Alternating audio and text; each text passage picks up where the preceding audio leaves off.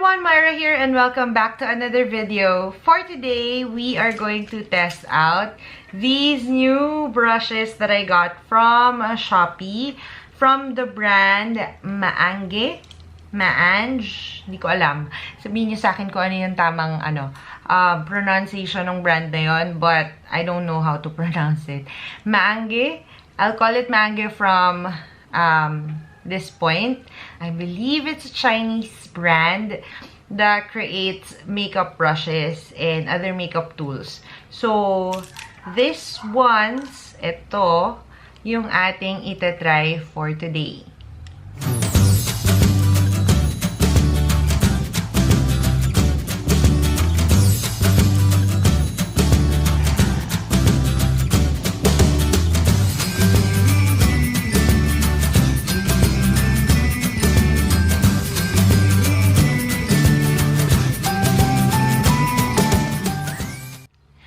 First of all, I just want to say that I got these brushes primarily because of the face brushes in this set. Because I've been doing a lot of makeup looks lately and nagiging consistent na ako sa pag-film ko, nagkakaubusan ako ng face brushes because I only have a few here in my stash para sa mga face brushes. So, whenever I have to clean my brushes, kailangan ko maghintay para matuyo sila kasi wala akong pangpalit. For the eye brushes, I have a lot here that I use interchangeably. Pero yung face brushes talaga, need ko talaga na kumuha ng extra para meron akong kapalit. Now, when I saw these sa Shopee, first of all, na-attract ako dun sa kanyang itsura. Kasi, parang ang ganda-ganda nung shape niya, nung color niya. Ayan. Doon ako talaga na-attract. And then, I saw the brushes, the face brushes. Ito sila. Ito, talagang, parang I wanted to try these face brushes dito sa set na to. Especially this one. Kasi wala pa akong ganitong klaseng brush. I wanted to try something new. And, nakikita ko na magagamit ko siya para sa pang-contour. And I don't have this kind of brush yet. So, kaya ko kinuha tong brush set na to. So, I got these brushes from Shopee sa Maange na store, official store sa Shopee. And I got them for 510 pesos. Today, I'm gonna find out kung sulit ba ang 510 pesos dito sa mga brushes na to. By the way, if you wanna check out their store, I will be putting the link down in the description so you can check it out. So, I already have my foundation on and my kilay kasi wala naman ako nakita na brush dito na pwede kong gamitin for those purposes. So, proceed na tayo sa powder. So, I have here two brushes. Ayan, na malaki. Ito yung dalawang pinakamalaki dito sa set na to. So, meron tayong tapered na round brush. This feels very soft. Ayan. At saka malaki siya. You know. And we have another one which is the round one na medyo pa-flat siya ng konti but curved on the edges. Ayan siya. Para sa akin, for powder, you can use both of these for powder. Itong ganito. Pero mas preferred ko kasi yung medyo tapered. Ayan. So, we are going to use this for our powder. I have here the Pond's Magic Powder and that's what we're going to use. So, maglalagay lang ako sa takip. And then, gamitin na natin siya. I like na meron siyang yung dent dito. So, you can just rest your finger here perfectly. And ang nice niya. So, I'm just gonna get a bit and then I'll do a tapping motion.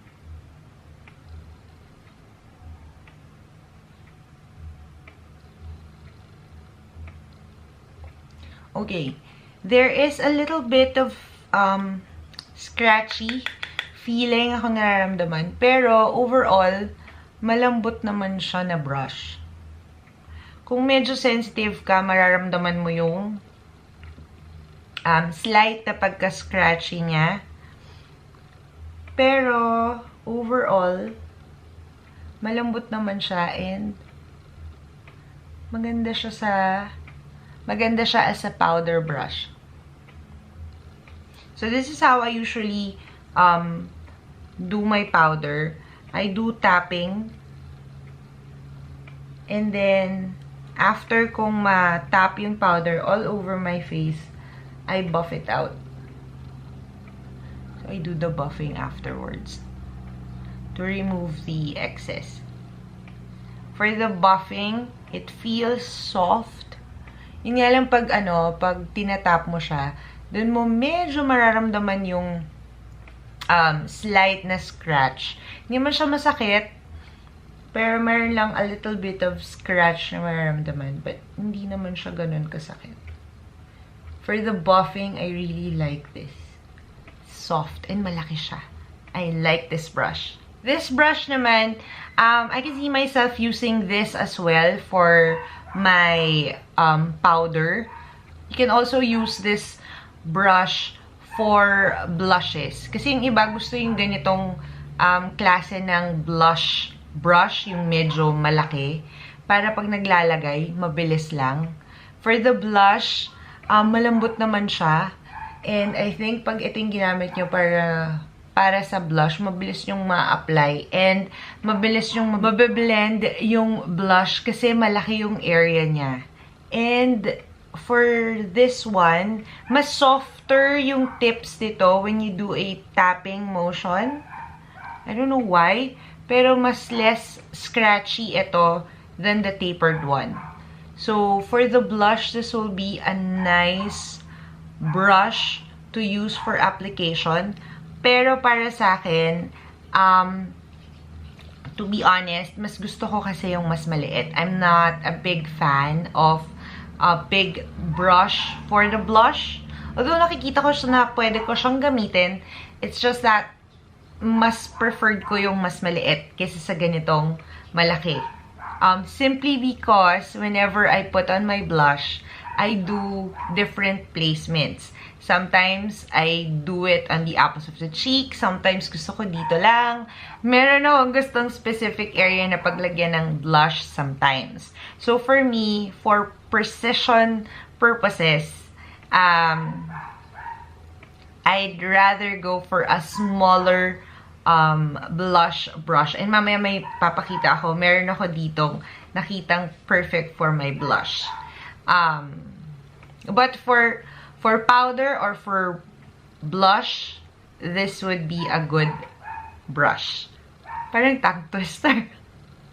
Okay, before we proceed to the other face brushes, let me just talk about these small eye brushes nila. Para sa akin, this one is quite big for a blending brush. You have here a blending brush. And then, you have here, I don't know kung ano yung major difference nila. These three are also blenders. Meron lang slight difference sa kanilang shape. Etong tatlo, they have three quite similar eye brushes here. So, itong mga to, ayan, let's talk about these three. This one right here is parang meron siyang identity crisis. Parang hindi niya alam kung flat brush ba siya o round. Kasi medyo mukha naman siyang round, kaya lang pag when you tilt it around, when you move it around, parang may area na mas flat compared dun sa iba. See? This one, and then pag ganito, mas malapad siya. Pero hindi naman siya yung na-squeeze. Alam mo yun? Pag flat kasi parang na-bend yung dito para maipit yung bristles. Pero ito, hindi naman. So, parang may identity crisis itong brush na to. These two naman are round. and they're quite compact. Medyo magkaparehas silang dalawa. Very, very slight lang yung difference nila. Parehas silang tapered, and medyo dense sila parehas. Okay, etong tatlong to, can I just say na hindi ko nakikita yung sarili ko na magagamit ko tong tatlong to. Simply because, pagdating sa eye brushes, meron akong hinahanap na certain qualities para sa specific use para sa eye brushes ko. Hindi sila pasok sa kahit anuman na hinahanap ko sa eye brushes ko. First of all, pagdating sa blending brush, I want something with a lot of movement. Yung pag nilagay mo siya sa tip, yung nagmo-move yung bristles niya. This one, medyo nagmo-move naman siya, kaya lang I want more movement. Why? Because when it comes to blending, mas maganda yung nagsisway yung bristles kesa sa medyo stiff siya ng konti. Kasi pag medyo stiff siya ng konti, as you blend along, medyo sumasakit na yan sa mata. And I don't want that. They're quite dense, kaya medyo mahirap gumalaw yung bristles niya. I want something na fluffy at the same time flows. Alam mo yun, there's movement in the bristles. So, etong tatlong to, I don't think I will be able to use these three. Now, let's talk about the other two brushes. This one is mas malaki siya as compared dito sa tatlong to. So, let's compare. So, ito yung tatlo na minention ko kanina, and then ito siya. So, this one is quite big. Ito naman, as a blending brush, I feel like masyado siyang malaki. Although, I think I can still use this pang buff out ng edges. But I think I will be using this later for something else. So, mamaya babalikan natin tong brush na to. Now, let's talk about these other one. Ito, this one, mas may movement yung, kinakikita nyo ba? Mas may movement yung bristles niya. Pag ni-run through mo siya sa skin. So, this one, I can see myself using this. Kaya lang, medyo malaki kasi yung bristle niya. For my eyes, nakikita ko siya that I can use this to blend out my crease or transition color. But for placement of the transition color, hindi ito yung preferred ko na brush. I want something tapered so I can really precisely put it on the crease area, on my crease line. Kasi pag ganito, tapos ito yung gagamitin ko pang application ng color, magiging blown out and masyadong malaki yung nasasakop niya para sa mata ko. I feel like this size is quite big for my eye shape. So, yes, I can use this for the blending out ng crease color, but not for the application of the color itself. I feel like I can also use this para sa nose contour. So, mamaya babalikan natin to when we contour our nose. Dahil wala akong napili dito sa mga eye brushes na to, na feel kong gamitin, I'm just gonna do my eyes off cam and then babalikan ko kayo for the rest of the face brushes. Eyes are done. Now, let's move on to the rest of the face. For my contour, I will be using this brush right here. And ang gagamitin ko is the Wet n Wild Mega Glow contouring powder in the shade Dulce de Leche. So, kunin ko yung contour shade dito. This one. Okay, this brush naman is quite dense. And I just wish na parang sana medyo ano siya, manipis ng konti. Kasi parang medyo malaki siya para sa cheeks ko. Pero tingnan natin. So, I'm just gonna find the hollow part here. And then, dyan ko siya ilalagay. So, this one, because it's short and it's quite compact, wala siya masyadong movement. So, this one is more of for application lang. Ayan. Then, lagyan na rin natin.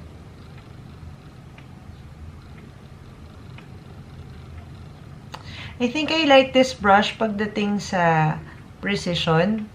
Kung gusto mo ng precise na placement ng contour. Because it's quite dense. Saka targeted talaga siya. Kung gusto mo na dun lang yung dark shade, yung contour shade mo, mailalagay mo siya doon. At may intensify mo siya dito sa brush na to. For that purpose, I think I like this brush. Maglagay na rin tayo ng konti dito. So, since it's dense, hindi siya masyadong nagmo-move. When you deposit the product using this brush, mas intense yung nabibigay niya na shade. So, you can see, diba? Kitang-kita. Okay. Now, to soften that, I will be using this brush naman. As you can see, it's angular.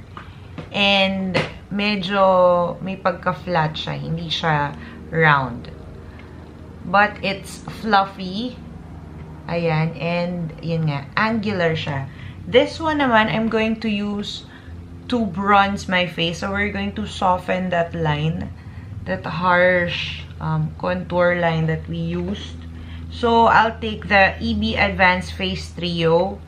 And then, I'll use the bronzing shade right here. And then, I run that over doon sa pinaglagyan natin to soften this and to help that blend into the cheeks. Ito, yung size niya, I actually like the size. Pagdating naman dun sa shape niya, I like yung pagka-angular niya because it's perfect for this area right here. I'm just not sure if I like yung pagka medyo flat niya o mas parang preferred ko na lang na mas bilog siya. Medyo 50-50 pa ako kung ano yung mas gusto ko sa kanya. Pero so far, I like what it's doing. Maganda siyang pang bronzer. You can also use this pang contour. It's just gonna give you that soft shading dun sa halos ng cheek. And I think this brush will do a nice job for that. Now, moving on to the blush. So, I chose this brush para sa aking blush instead of this one. So, parang ito, mini version nitong malaking brush na to. So, they are both round. Hindi siya, although ito, mas tapered siya ng konti. Pero hindi masyadong angular yung pagka-tapered niya. And as you can see, this one is smaller, relatively smaller than this one. So, yung area na mako-cover nito is much smaller than this one. Try na natin siya sa blush. I'm using the Minaw Cheek Maker and I'm taking this pink shade right here. Okay. And then, kaya mas gusto ko to is because I can target the area na gusto kong paglagyan nung blush. Let's say, gusto ko dito lang siya sa may cheek. Dito sa high points ng aking cheekbones. And not go over here, dito sa area na to because I want this area to be bright. Mas madali kong makokontrol yung blush ko. And it won't go quite low dito. Kung gusto ko dito lang siya, dito lang siya. So, mas gusto ko yung ganitong maliit na brush for a more precise application ng blush. Pero kayo, kung mas gusto nyo or mas preferred nyo yung mas malaki, okay lang din naman. Maganda rin naman tong brush na to. So, pero para sa akin, Mas bet ko yung ganitong maliit. Kasi mas nakokontrol ko kung saan ko siya ilalagay. There. Some, they use a stippling motion or dabbing motion. Some, they like to do dragging motion. Kaya some of the blush brush are flat kasi they want a dragging na nakahiga. Ako, I like it na nakatayo. Tapos, dinadab ko muna to deposit the color and then I blend it using the tip. So, para sa akin, yung shape nito is quite okay for the purpose na I intend to use it for. Medyo scratchy lang din itong maliit na brush na to. Just a little bit. Pero hindi naman siya ganun ka-irritating. The bristles are soft, although yung tip niya, especially when you're doing a dabbing motion like this one, mararamdaman mo talaga yung pagiging scratchy niya. There you go. Oh, I forgot the nose contour. So, balikan natin itong flat na brush na to. Yung sinabi ko kanina. Flat siya na blending brush. I can actually use this to contour my nose. So, let's do that. I'll use the EB Advanced Face Trio once again. I'll take this shade, yung contouring shade. And then, i-outline ko yung dito sa nose.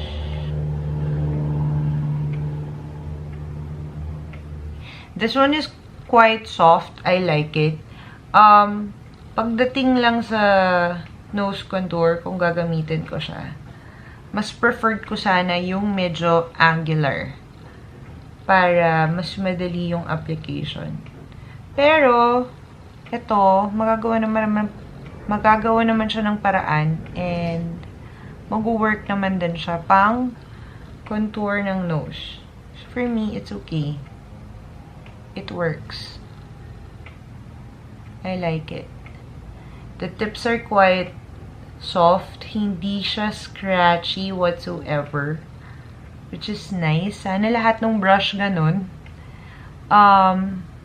I like how it sweeps and blends that shade right there. So, yeah.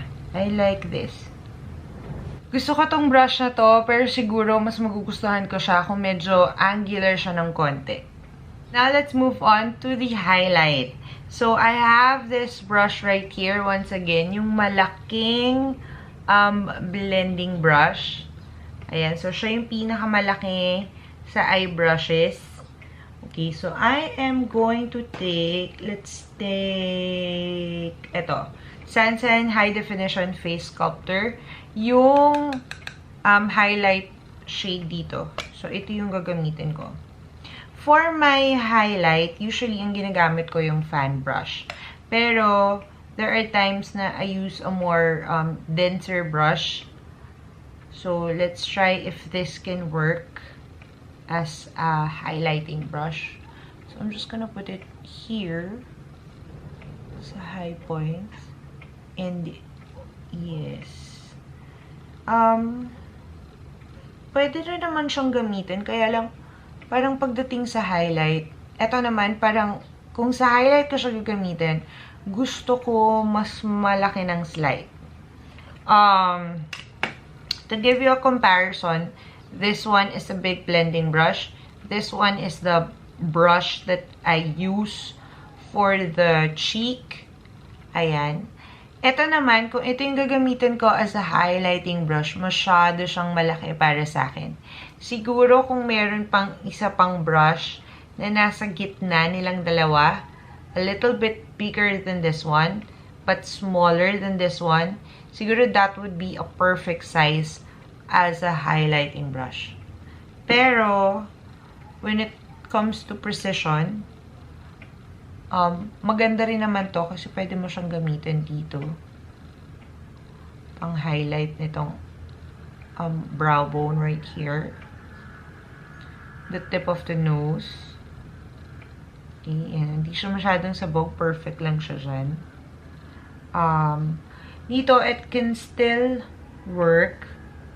Pero, parang mas gusto ko mas malaki ng konti and mas buhaghag pa kaysa dito. This is quite dense. Dense pa para sa akin kung gagamitin siya as a highlighting brush. Pero mag-work naman siya. As you can see, oh. Mag-work naman siya. So, a little bit here. Pero sa akin, pwede naman siyang gamitin. Hahanapan lang siya ng purpose. So, for me, nakikita ko na pwede ko siyang gamitin as a highlighting brush. Okay, so just to recap, isa-isahin natin. For the big brushes, so etong dalawang to, ayan, I can totally use them for my powder application. But I prefer this one more kasi yung shape niya tapered. Although I feel that this is a little bit scratchy, but I can still use it. Tolerable naman siya. So, etong dalawang brush na to, both of them, I really like. Next, move on tayo dito sa contour brush. I like how precise yung application na magagawa ko using this brush. Although, I wish, sa akin lang naman, mas preferred ko sana mas maliit ng konti. But nonetheless, I still like this brush. Move on sa blush brush na ginamit ko. This one is what I used for my blush. And I like it. I like the shape. Sana mas bukagkag lang ng konti. Yung mas parang pag ganun siya ng konti lang. But I still like this. Especially for precision ng blushes. I like this, although a little scratchy also, pero I can look past that. Tolerable naman siya.